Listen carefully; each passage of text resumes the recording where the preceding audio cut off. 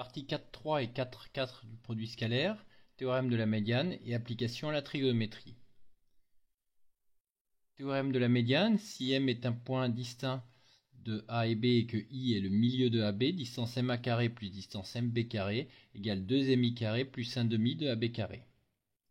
Sur la figure, cela signifie que la somme des distances MA carré et MB carré est égale à la longueur de la médiane au carré plus la distance AB carré sur 2. Démonstration. On va donc écrire que MA carré est le carré scalaire du vecteur MA et décomposer le vecteur MA en vecteur MI plus IA. De la même façon, MB égale MI plus IB. En développant avec la première identité remarquable, on obtient MI carré, 2MI scalaire IA plus IA carré. Et de la même façon, MI carré plus 2MI scalaire IB plus IB carré. Distance IA égale distance IB, puisque I est le milieu de AB, donc IA carré plus IB carré égale 2IA carré. Ensuite, on peut mettre 2MI en facteur. Il vient donc 2MI facteur de IA plus IB. Et la distance IA est égale à la distance AB sur 2. Il vient finalement 2MI carré, AB carré sur 4 multiplié par 2, AB carré sur 2, vecteur IA plus vecteur IB, vecteur IA plus vecteur IB égale vecteur nul, puisque I est le milieu de AB. On obtient finalement 2MI carré plus AB carré sur 2, à savoir ce qu'il fallait démontrer. Exemple 10, on connaît la longueur des trois côtés d'un triangle. On veut calculer la longueur de la médiane, où I est le milieu de BC. Il suffit donc d'appliquer la propriété précédente, A jouant le rôle du point M, et B et C jouant le rôle des points A et B dans la propriété. À savoir, AB carré plus AC carré égale 2AI carré, plus la longueur du côté opposé au sommet A, savoir 1/2 de BC carré. Il suffit ensuite de remplacer par les longueurs données dans l'énoncé, d'isoler AI carré, et on obtient ainsi AI égale racine de 29 sur 2, qui est la longueur de la médiane issue de A. Application aux formules de trigonométrie, rappel de ce qui a été vu en trigonométrie, à savoir cosinus carré plus sinus carré égale 1, c'est-à-dire finalement sinus carré égale 1 moins cosinus carré. Formule d'addition pour commencer. Une méthode pour se souvenir de ces formules, c'est de se rappeler que quand on a le cosinus, on multiplie les cosinus entre eux et les sinus entre eux, et que quand on a A moins B, on a un plus dans la formule, et quand on a A plus B, on a un moins dans la formule.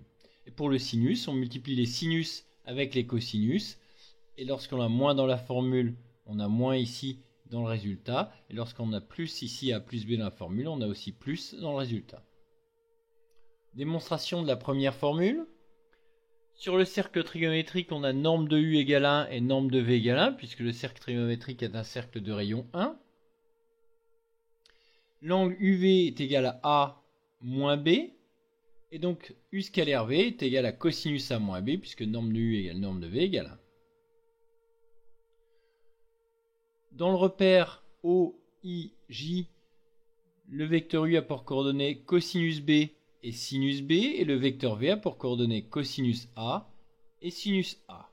Il suffit ensuite d'appliquer le produit scalaire dans un repère orthonormé, à savoir produit des abscisses plus produit des ordonnées, et donc le produit scalaire qui est égal à cosinus A cosinus B plus sinus A sinus B est aussi égal à cosinus A moins B, ce qui avait été calculé précédemment. Pour la seconde formule, il suffit de remplacer dans celle-ci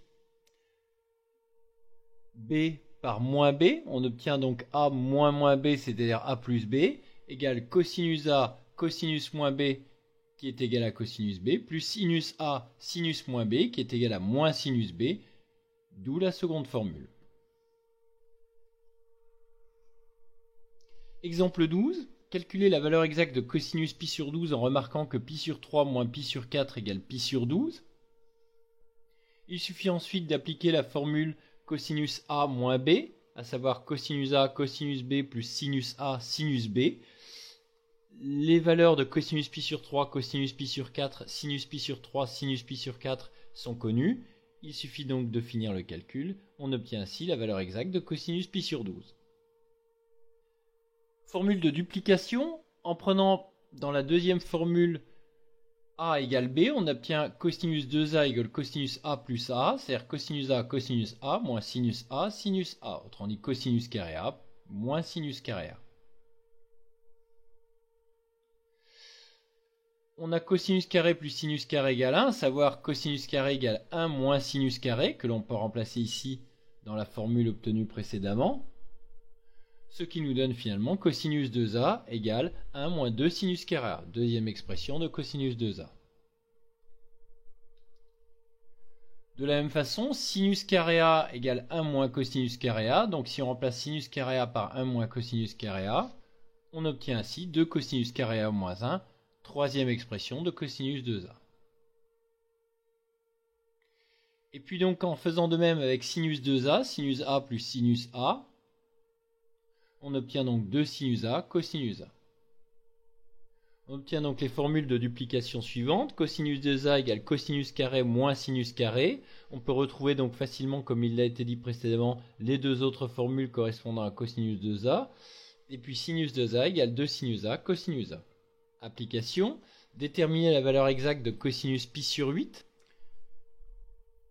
On peut remarquer que 2 fois pi sur 8 égale pi sur 4. Et donc que cosinus pi sur 4 égale cosinus de 2 fois pi sur 8. C'est donc 2 cosinus carré pi sur 8 moins 1. Il suffit ensuite donc de remplacer cosinus pi sur 4 par sa valeur, d'isoler cosinus carré pi sur 8. Pi sur 8 est compris entre 0 et pi sur 2, donc le cosinus est positif. Et donc cosinus pi sur 8 égale racine carrée de racine de 2 plus 2 sur racine de 4, c'est-à-dire sur 2.